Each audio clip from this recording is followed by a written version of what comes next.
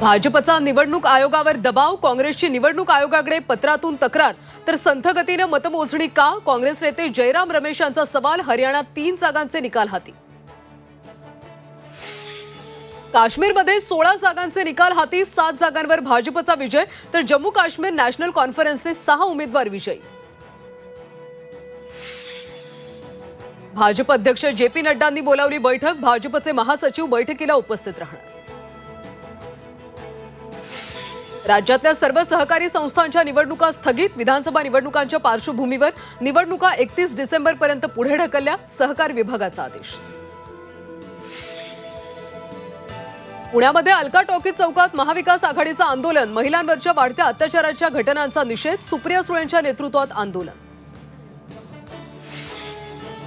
करवीर निवासिनी अंबाबाई देवी त्र्यंबोली देवीच्या भेटीला. कोहळा फोडण्याचा विधी संपन्न. संभाजीराजे मालोजीराजेंची मंदिरात उपस्थिती.